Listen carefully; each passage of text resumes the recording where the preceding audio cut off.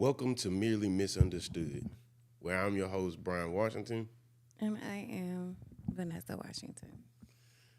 Man, look, it has been a crazy week, hasn't it? Mm-hmm. But let's dive straight in. So there is a subject or a topic I feel like that we have both in this last week have found ourselves processing. I wouldn't necessarily say wrestling with, but definitely processing, and it's shame. Right. Right? Like, I was having a conversation with a buddy of mine, more like a brother, really, a few days ago, and we was just talking about how there's some things and some places in our lives, I guess, where we would have done things differently had not shame had us held hostage.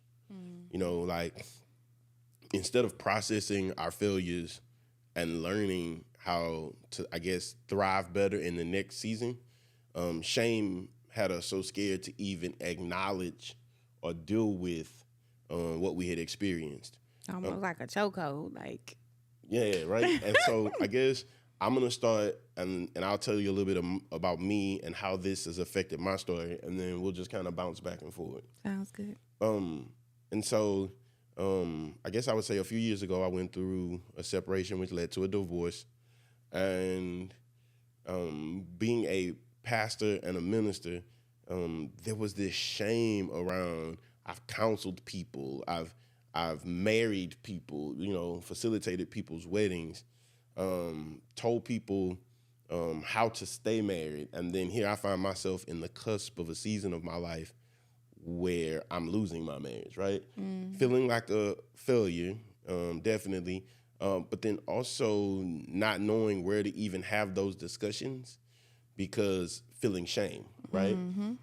That I isolated myself, hid from friends, separated myself even from some family members because I just didn't know how to live in the truth of, okay, it didn't work, but that didn't make me a failure, or it didn't work, but that didn't speak to my class or caliber as a husband or a man or Or a to your father. finish line. Just because I was a part of it didn't speak to your finish line. Exactly. It didn't speak to my finish line. And so, but I think what could have been dangerous about it is if I sat in shame long enough, I would eventually got to a place where I never visited the things that made it not work, right? And thus causing myself not to make the adjustments necessary to be a healthier version of myself today in my marriage with you, but then also on a personal level with me, right? Right. And if I be truthful, the thing that made me realize there was an evaluation that needed to be done was it had nothing to do with my marriage. My dad did something and it triggered me and it like had me furious. And so I was like, why did I get that upset? Why did it hit me in that place? So then I went to therapy. And while doing therapy and talking to the therapist, I realized that I had some triggers, some wounds, right? And because of those things, I had to accept the fact that I contributed to my marriage not working, right? Like it Yeah. wasn't just The other person. the other person. I had some things that I did as well that I have to take accountability and credit for and saying it could have been better, but I can't talk about the shoulda, coulda, wouldas. I got to make sure that I adjust my life today to make room to be better in those areas tomorrow. And so there was this looming shame of, man, what are people going to think of me? And what will people have to say about me? Even like, you know, getting to the place where I was able to tell my story and to tell it without the shame, but still tell it with the conviction, right? Like to be able to tell people, this is the places in my life I needed to grow. Yeah. And I needed to shift. And to be able to say that from a convicted place without saying it from I'm ashamed, right? And it was crazy because as I was having these conversations with people here over the last few weeks, I woke up day before yesterday, or yesterday was it, right? Yesterday morning, I woke up to you kind of wrestling in that same place. Yeah.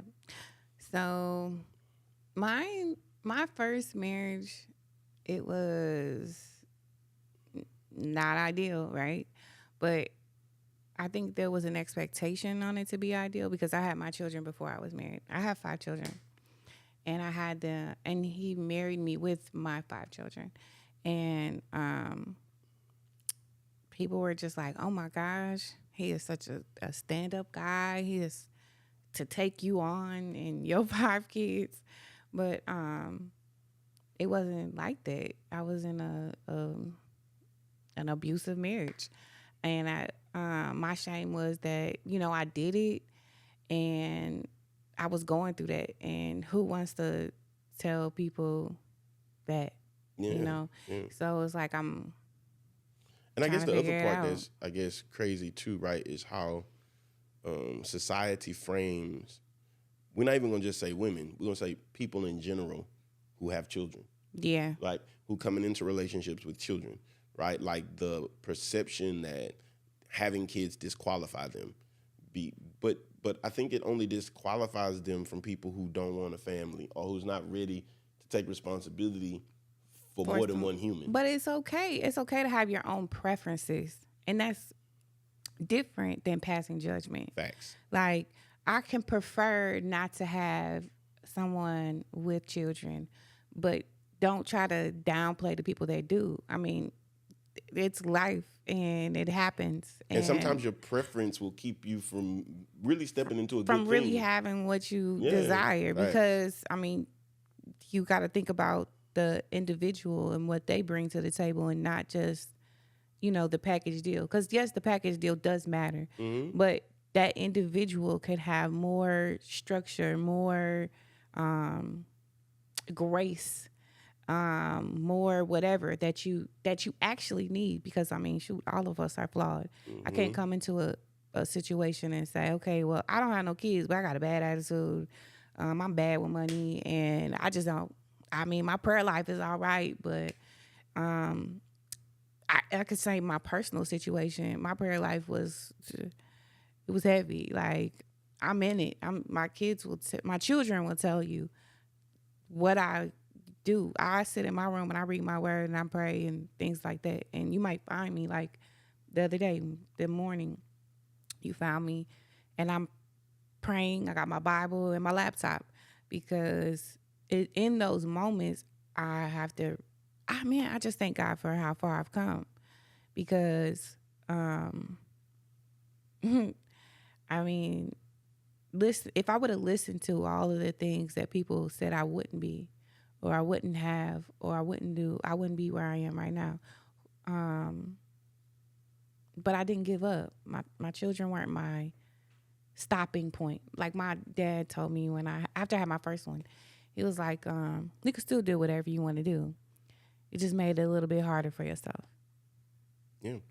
And I guess I would say, right, like some of this conversation came up because we were having a transparent conversation. Mm-hmm. And I was being honest and saying, like, when I first met her and she said 5 kids, like, I had to process that. Mm-hmm. Not because, like, I had a problem with her having 5 kids, but it wrestled with my preference. Mm-hmm. It wrestled with an unknown. I was like, okay, she got 5 kids, 3 of them grown. Like, are these kids that I'm gonna have to like box and fight? And, you know what I mean? Like, you start processing the stuff that you read on the internet. Yeah, because you're listening to. That's the thing that gets me too. Some people just are so wrapped up in what the world says the idea of it is, or the image that is portrayed, that they don't take the time to say, okay, let me find out what's going on in your situation. And I mean, that plays into what we have going on too. It's merely misunderstood because you don't understand. Mm-mm. You're operating out of a perspective from the world's view or for somebody else's view, and not like taking it case by case, individual by individual. And that's why it's really important to have your own personal relationship with God, because it plays into that. Like you going off of somebody else's experience with God, but when you have your own personal encounter, it is totally different. It hit in a different place. Like, you have to understand that your life, the life that you live, is for you and you alone. And you can't just go by other people's view and perspective. But you might be scared. But wait, I wasn't basing this on other people's view and perception. I've seen Baby Boy. I understand that, Like, but you got to I'm live it for I feel like I'm yourself. trying to choke somebody. Like, I'm like, am I ready for that? Am I ready? Like, am I ready to go to war? Right? Like, And now that you've met my children, like none of that. none of it. Like they would give you the shirts off their backs. Facts. Like my 100%. children, like are really loving kids, but you have to understand too, like that's who I am. No, I get it 100%. And that's what overflowed onto my children. I didn't become bitter because I was raising them by myself. I didn't become like mean. I still taught my children love. Even when I was looking for it, I taught them love. Mm-hmm. And so, like, I guess I was saying, so when she said 5, I'm processing that, right? But then, like, it even had got to a place where I didn't know how to say 5. Yeah. Right? Like I'd be talking to people and be like, yeah, we're a blended family. Like, oh, yeah, well, how many kids y'all got? I'd be like, 7. 7? Like, yeah, well, she got 4 and I got 3. That just sounded like an evener number than saying, yeah, I came to marriage with 2 kids and she had 5, right? But then you realize, like, going back to this word shame, you realize that the only reason you have shame sometimes is because you have given other people's opinion more power than you've given yours, but also God's. Right? Like, God's grace has been sufficient. Yeah. God's grace has been forgiving. And God's grace affords me the opportunity to pick up and keep moving. Right. And I can't die in this season. I can't quit in this season. And people who aren't in these situations with us don't understand that I have even more reason that I can't quit in this season, because now I got people who in my life in this season can't fight for themselves. So if I quit not just for me, I quit for us. Everybody. Right? It's like, if I decide I'm done, I'm not working no more, I'm not doing anything else, my kids pay for that, my family pay for that. So I had to keep moving. And I'm not going to say that in that season that there weren't days when I wanted to quit. I'd be lying to you if I said that, because I understand that that's not everybody's story. And I understand that, like, even in your case, you said you stayed positive and you kept moving. But for a season, I had to be motivated because I had no movement. And I had no movement because, if I be honest, I had been religious, but not spiritual. And so because of my religious practicing, not my spiritual movement, I had lost hope. Because I felt like God had given up on me because I didn't do something God wanted me to do.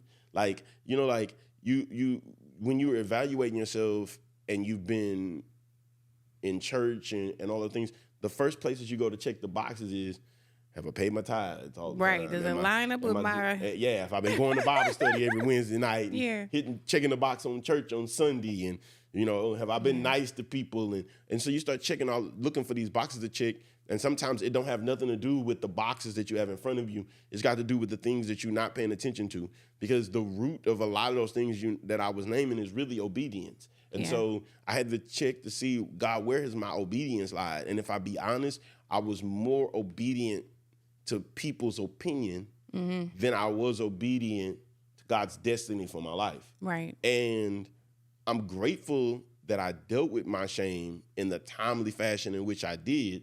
But let's just be honest, if I would have dealt with it sooner, right, like, my trajectory of where I ended up or where I could have been different. Like, and don't get me wrong, God's timing is God's timing. Like, you can't rush it. Like, I was telling somebody just the other day, I fought for years to finish college, and then woke up one day and it was like, oh yeah, you're done.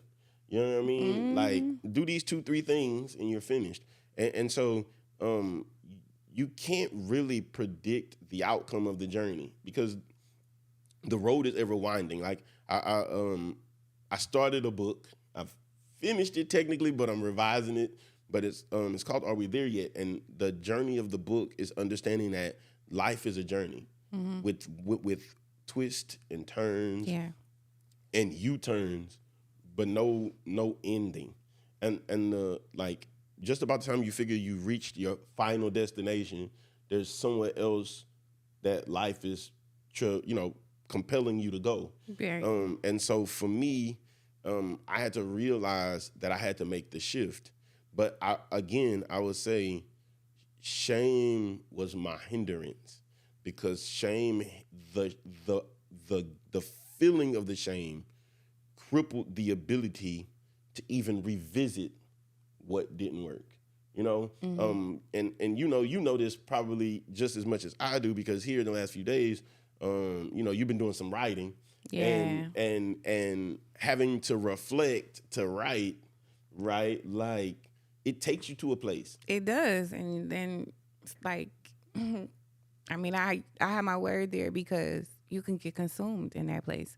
I mean, it can overtake you, because you're beginning to process your experience, the things people have said to you, and you're like, man, am I really strong enough to do it?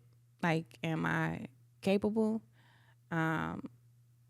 But you have to remind yourself what the word says, and stand on that, because, man, if someone would have told me that all it took was me to be obedient and leave my situation, that everything that I wanted to do would be like on the ball rolling, I probably would have did it sooner. But going back to the religion thing, that was the first thing I did. Was in my marriage, when I wanted to leave, I was like, well, the Bible says for better or for worse, till death do us part. And then it so happened I was watching something, I can't remember who said it, but they were like, but I feel dead.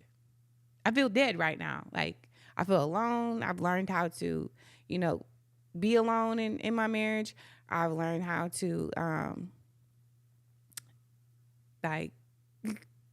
operate at the very minimum, because I have nothing else to give. Like, I've given this my all. I have nothing in reserve. Like, no peace, no mercy, no finances, no nothing. I have nothing in reserve. And I'm just stuck almost, So I'm like, Lord, what am I doing wrong? And clearly I was like, look, I need something, some word gotta be for me today, for me to make the decisions that I need to make. And he took me through that, and it was like nobody else was there but me. And I was like, okay, this is what I need to do. And after I did that, ended up leaving that situation, man, I did a lot of things. And I'm gonna tell you, I think another thing that was a growth for me, right, is growing up in church. You can recite the scriptures you've heard, but until you go and you read them for yourself, you find out that there are some things that you are holding yourself captive to that's not there. Yeah. Like, that was a journey, right? Like, I feel like I was devalued because my marriage didn't work. And then I went back to my word and it wasn't there. Yeah. Right? Like, and I know that everybody has their own interpretations, and there's 5 million people interpreting the Bible these days, right? But I will tell you that the journey of reflection, but in reflecting, also giving God the space and the room to deal with me in those moments, to minister to me personally, really made some shifts that was necessary to be healthy today. Like, yeah. Like, I'll give an example, just being honest. I come from a loud talking family. Mm-hmm. You've met my dad. My dad talks loud. Come from a loud talking family. And so sometimes when we're talking loud, we can't gauge when am I talking loud and when am I hollering because I'm upset. Yeah. Right? And then I started going to therapy, and my therapist made me realize that most people who holler, they holler because they feel unheard, right? Or have felt unheard, and then have developed that state of mind that they live in that place. Like, I come from one of them old, true to the South parent homes where, I tell you to do something, you don't ask me why, and Yeah. you do as I say, right? And you don't give your opinion unless I ask for it, type, culture. It got better over time, but that's what it started out as, right? And so I got older, and I got to a place where you're gonna hear me. Like if I got a problem, you're gonna hear me, right? And what became dangerous with that is that rolled over into my marriage, that rolled over into my day-to-day, and I would say that was unhealthy. But there's a process to becoming healthy in those places. First, I got to realize I got a problem. I can't process that without at least coming through the shame. I got to push through the shame so that I can really deal with, okay, there's an issue there. But then I got to start creating the steps to be better. Then I got to be in relationships that don't trigger the area I'm trying to fix, right? I used to hear people say all the time, and I get it, I guess, to some degree, you can't say that you're delivered from alcohol if all you're simply doing is staying away from the bar. Avoiding it, yeah. But if I'm staying away from the bar with intention, not hiding from the bar or the club, but I'm staying away from it with the intention of saying, I'm not strong enough yet to go into an establishment like that and not consume alcohol, right? I'm not strong enough to be in relationships that feels like a tug of war or a battle, right? And not get to a place where I'm raising my voice, right? Not volatile, never laid my hands or anything. Just when I'm frustrated, I'm loud. You know what I mean? And then I meet you, and you're very soft-spoken, so soft-spoken that literally, guys, her mic is cranked almost up to the max. That didn't feel like a space I needed to be in because it was so easy for us to have those conversations. And because you have a 72-hour rule, like that, even if you don't my 3 business days, I'm like, well, let me process what you're giving me first because I don't want to say something that I can't take back.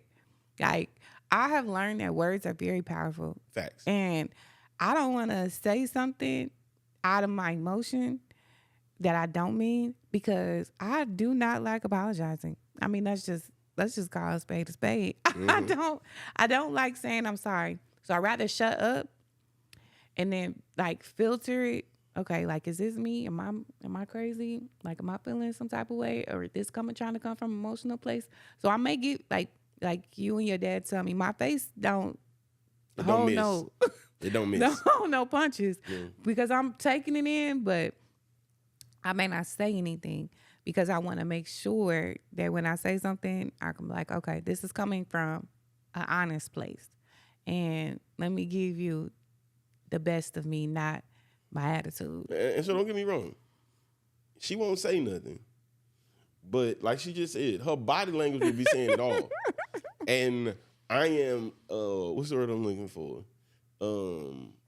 I am bilingual when it comes to forms of communication, when it comes from verbal, body language, right? And so then I'm like, well, your body's saying something, so what is it saying, right? But I think even in those processes, that's still healthy for me. And I say that to say, you got to know what's healthy for you. Yeah. Right? Like I'm not going to say that getting with somebody with 5 kids is healthy for everybody. Right. I'm not going to say that getting with somebody like me in my situation with my 2 kids is for everybody. Right. But it worked for us. Right. And then that's the thing too. Like because we get in our mind, okay, I'm going to get married, I'm going to be a wife, I'm going to, have a few kids, and he ain't going to cheat on me, and we're going to be financially stable. But that's not the only things that can come up. Like me, I'm very poor in my communication. I mean, I'm striving to work on it, but that's my thing. Like I try to push myself past that, but you make me better in that because you're a good communicator. And there may be other things in your situation that other people aren't facing.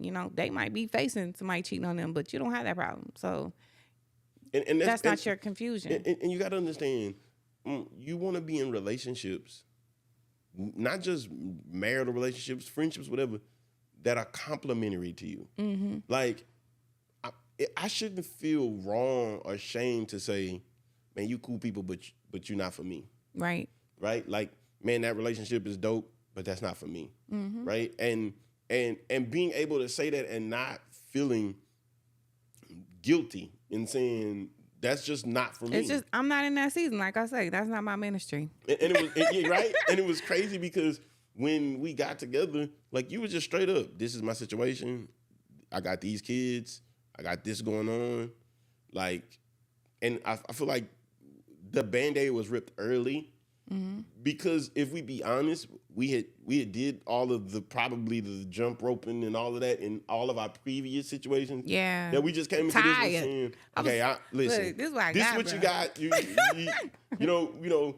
Listen. I don't have time in my life right now to do like 90 days of lies. Mm-hmm. Like, and I don't mean lies like not telling the truth, but typically when you get in relationships, the first 90 days is kind of like honeymoon phase. Yeah. So you don't get the attitudes that come with them. You don't get the emotions that come with them. Mm-hmm. You don't get to see all those things till about 90 days. The guard come down and I get into my normal flow. Yeah. And it was crazy because even when we got ready to get married, like we had so many people was like, your relationship's going to change. I'm telling you, when you get married, it's going to change. And I think for like the first couple of weeks, we made things change because we were scared things were going to change because we were listening to other people's words. Yeah. And then by maybe week 3 or week 4, like it was like, I don't have to be bound to that. Like I don't have to live in that. And literally things just went back to their normal ebb and flow because like you can't allow people who are not in your situation mm-hmm.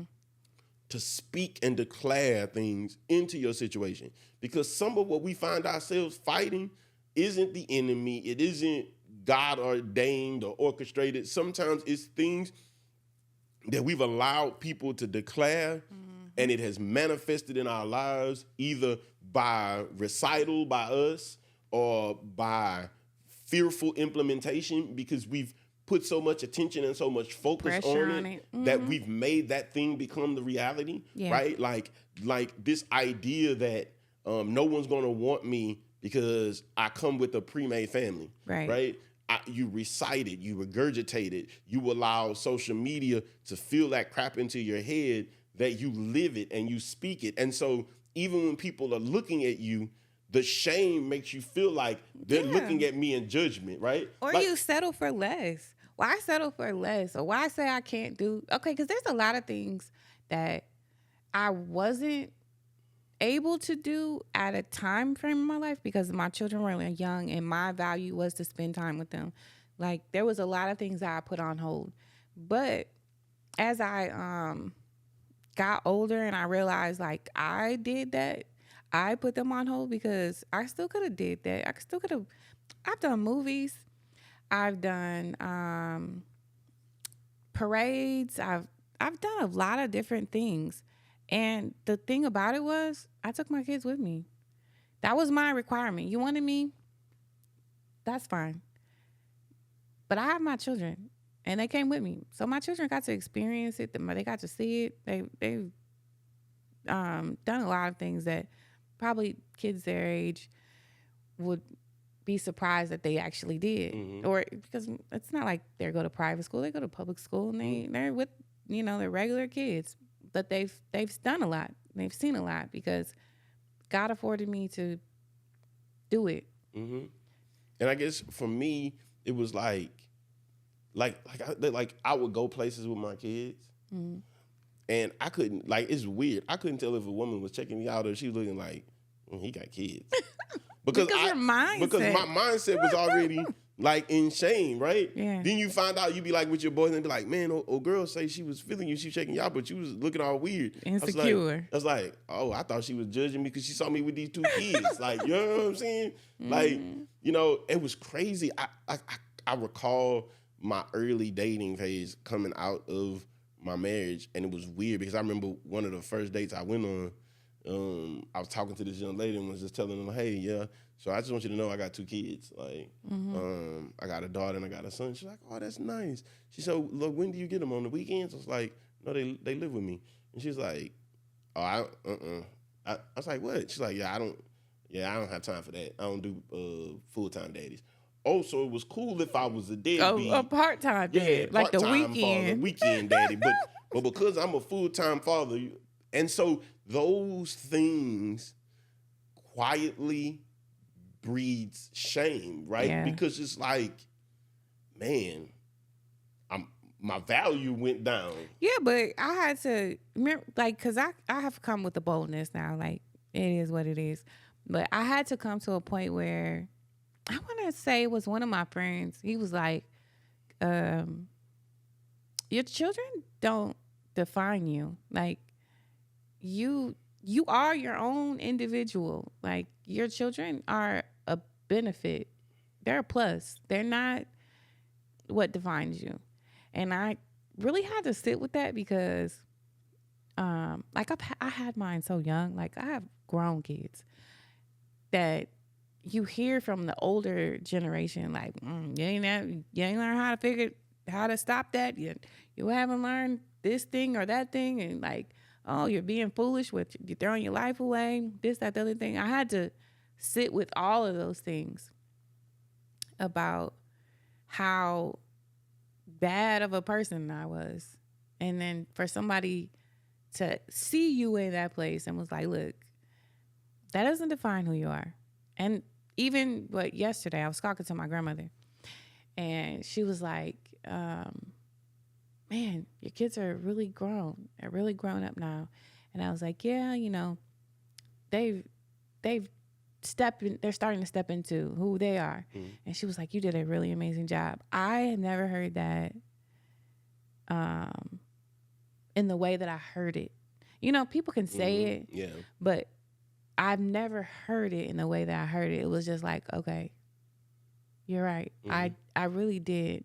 Like, my children didn't miss. Mm-hmm. But I worked my tail off. But I think, again, we are all in this world trying to build something. Mm-hmm. No one's in this world not trying to build anything. Mm-hmm. If you got a 9 to 5, you're trying to build a career. Mm-hmm. Maybe you're trying to build a home and you want a house. If you have a family, you're trying to build a family, right? So I had to realize that I wanted a family. And because I wanted one, building one didn't devalue me. Mm-hmm. It actually added value to me. Yeah. Right? When I aligned with people who were like me, people who wanted to build families. And let me say this to you too, right? Like, there is this stigma, right, that only single mothers are experiencing this devalue, right? Mm-hmm. But you start talking to men who are raising their kids, yeah, and you hear that same stigma, right? Like, mm-hmm. Oh, well, I don't do the pre-made families, or I don't do baby mama drama. I ain't trying to be somebody's mama yet. Yeah, exactly, right? Like, yeah. All of those dimensions of things, right? And I had to realize that those weren't the circumstances that I wanted. The one I was in, being a father, I love my kids. Mm-hmm. I love our kids. Mm-hmm. You know what I mean? Mm-hmm. Our dynamic has thoroughly changed, right? Like, I was just sharing with somebody just the other day, I went in this equation not knowing what I was signing up for. Yeah, you got loving kids, right? No doubt, 100%. But how is that going to translate to this, right? Mm-hmm. To us. And I would say over the months, because it hasn't even been long, it's been over the months, right? The relationship that I independently share with each independent one has not only brought value to their lives, but brought value to mine, mm-hmm. right? To the degree that, there are times when I be like, you heard from the kids? And you be like, yeah, Brian, I talked to this one this morning, I talked to this one this evening. How they doing? Yeah. Do they need anything? You know what I mean? Like, but to hear my son say that you see him, that would do something for me. Because, like going back to when we first started talking, and I came to church for the first time, I was like, it's okay to hurt me. It's okay to hurt my feelings. Just don't hurt my kids. Mm-hmm. Because I'm like, look, you're great. All I need you is for me, because I got them, you know, because I've had them so long. Be good to me. I got them. You know, I don't need your finances. I'm good. But to the degree she wouldn't let me buy Burger King. I couldn't buy Burger King, y'all. But that's just because I didn't want to be that. Matt, scratch that. Not just Burger King. We went to McDonald's. You remember the time we went to McDonald's? And we got all the kids in the car with us. And I'm like, I'm about to order McDonald's. And I remember pulling out my phone to purchase it on the app. And he was like, don't worry about it. I already bought me and mine's. Just because I didn't want to be that statistic thing of, oh, I need somebody to save me, because that's what I was hearing, you know, and I didn't want to be somebody's dependent. I wanted to be a addition, but, you know, in a good way. So, but anyway, to hear my son say that, I was just like, okay, you're not only just good for me, you're good for my children. And there was like, I know times where I was crying on the way home because I was like, oh Lord, I just don't want my children to be hurt. I don't want to be in, because you have to realize all of those times in relationships with their fathers, I have been let down. Like I had thought that, you know, this is it. This is, we got a kid. We going to do this out together. You know, we going to, you know, thug it out. And there was always a turn, and then I was left by myself to hold the pieces, to hold it. And but I'm still in pieces. I'm trying to get the pieces of my children together, you know? So I'm mothering from a place where I'm fumbling, you know, but I'm doing the best. Right, I'm doing the best I got, you know? I'm giving y'all everything I have. You're fumbling it, but you ain't dropped it. But I ain't dropped it. So you just ain't secured the bag yet. Yeah, so then when I get into this situation, it's like, Lord, what am I into? Like, this man is good to me, and he loves me, and not only does he love me, but he loves my children. But I'm trying to hold him back a little bit from my children because I don't want them to be hurt again. Like, no, I feel you. Like, you know, we one of them type of people. Like, my family is one of those. When we in, right? And so, like, my mom and my dad dove in Christmases and like birthdays and like they like even my birthday, I was like, wait a minute. Yeah. Don't give me nothing. I'm all right. I am okay. Yeah. And I mean, even and then cried then too. You cried then too. Yeah, I did. I did. You cried then because too. It's just, man, to look back and say like I would be here. You don't see it when you're in the thick of it, right? And you're just trying to figure out like, Lord, what do you have for me, or even do you see me? Like, you see that I'm trying, you see the things that I'm going through, but will this always be my story? You know, like I want more from me and mine, you know, and I believe that you want more from me and mine. So if I could say today, you know, would I do it all again to get the end result? 100%, 1,000 times over, I would do it again. I mean, but I don't think, and I know other people might not agree or like this, but I don't think we could get to where we got without the ingredients of where we've been, right? So like the gumbo. Yeah, don't get me wrong. Like in the moment, it was hard, it was rough, it didn't feel good. Yeah. But it grew me, it stretched me, it developed me, right? And some people are developed in other ways. Like, don't get me wrong, it's people who haven't had to go through what we went through to get to where we are, but it was other things in their life that they had to go through, because understand, everybody goes through something, right? Like, there's a friend in our family, he always encourages me because, you know, there were things in my life I always knew I wanted to be. I knew I wanted to be a great husband, a good father, and I wanted to be an entrepreneur and philanthropist and give back. And I knew that ministry was going to be I guess the nucleus to all of those things, right? And I feel like I started these different businesses, and something would not work.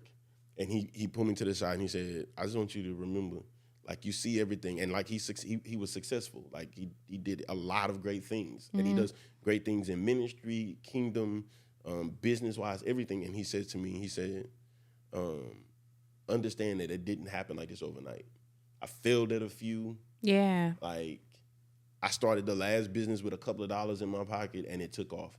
He was like, so you just got to keep at it till you find that thing that's going to be like your thing, right? Like this is my lane, you know, and keep at it. And so for me, because I knew that those were the things that I wanted to do, I tried to implement those things as a father. I try to implement those things as a husband. I try to implement those things even when we do the podcast.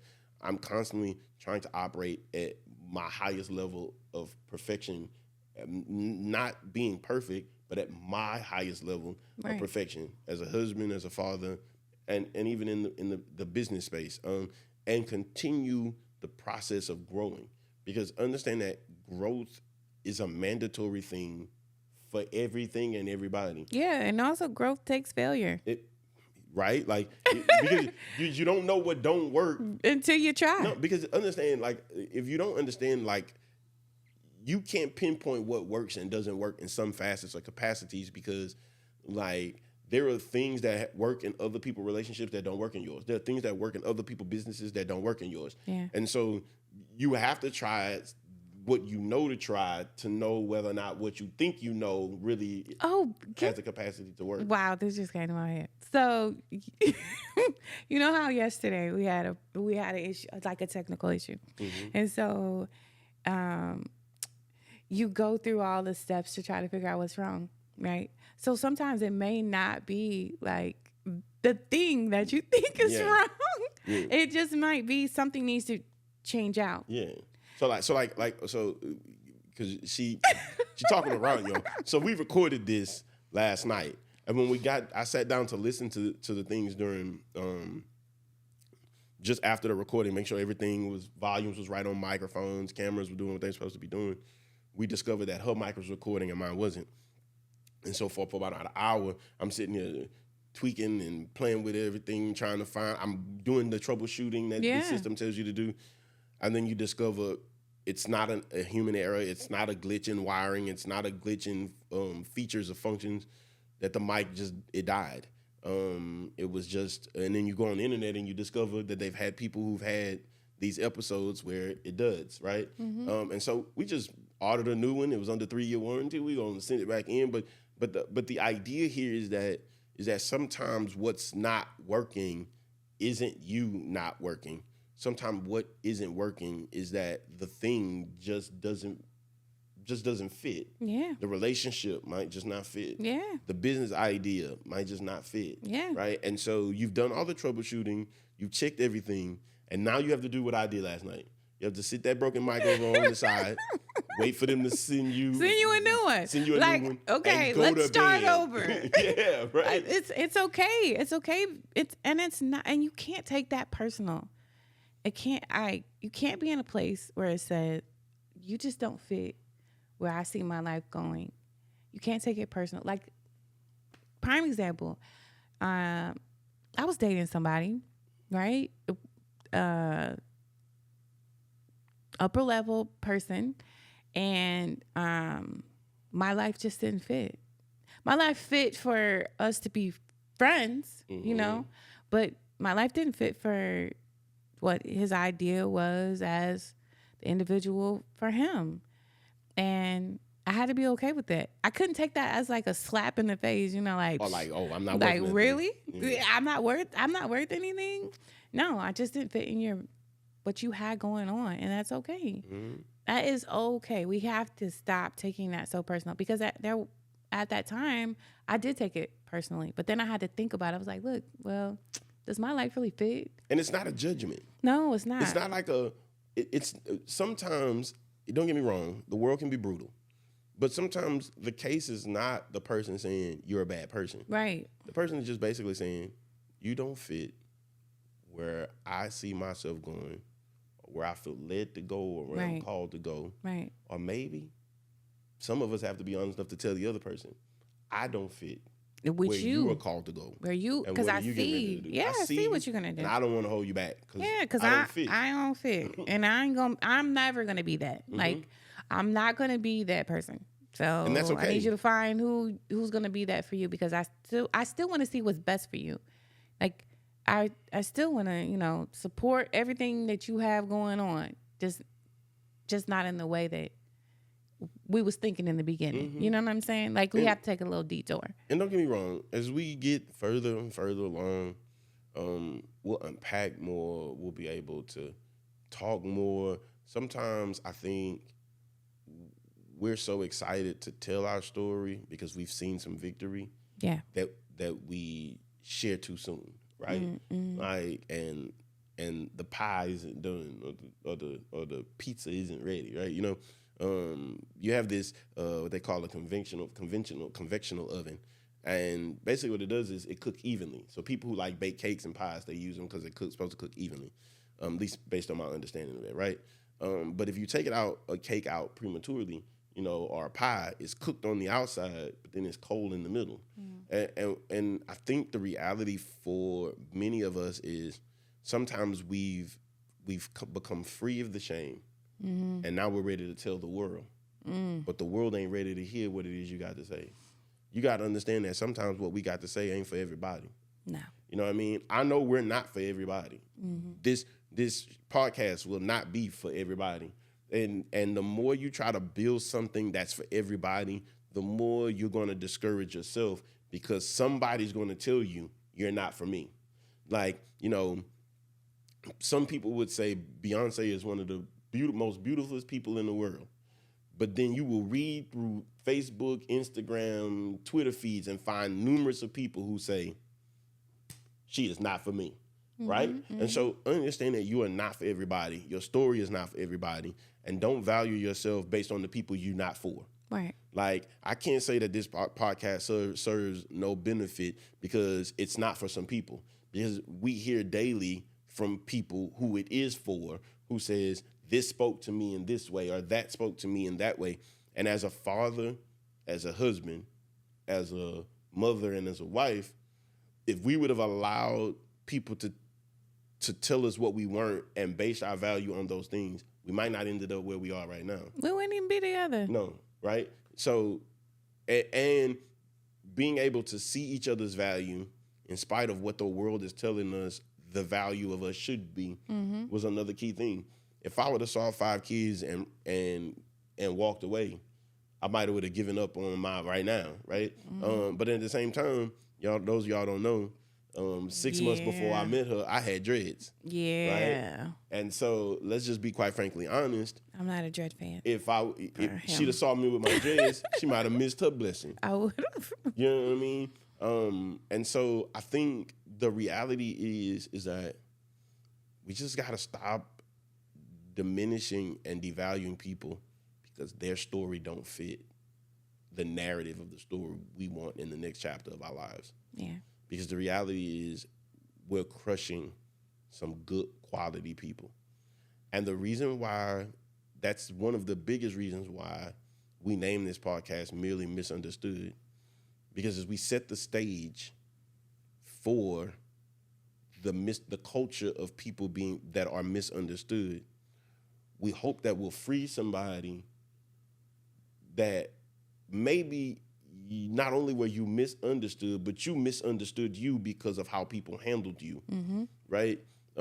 We have some really cool people that's gonna come on, people whose marriages have survived and sustained, people who have went on. They may be misunderstood as a person, but have so much value and insight to give to people. They're a light in a room. They're a life of the party, right?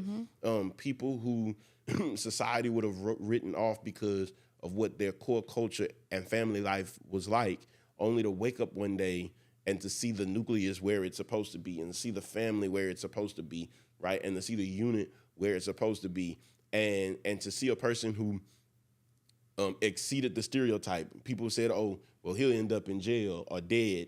and he didn't end up either one of those things, right? Like there are so many people who we've glorified celebrities, and they are genuinely the anomaly, right? Like they are not the everyday. Most people are not gonna have Busta Rhymes money or Jay-Z and Beyonce's money. Like that is not most people's everyday. And what I think is dangerous is many of us are basing our value on business, our value on family, and our value on life on celebrities, and not basing it on everyday people who live everyday lives, who do stuff like we do every day and live in a space like we live in every day, right? And still see victories and wins in their entrepreneur adventures, in their corporate America climb ups, in their family adventures. And that's what this show and this podcast is going to be about. And so we just want to let you in.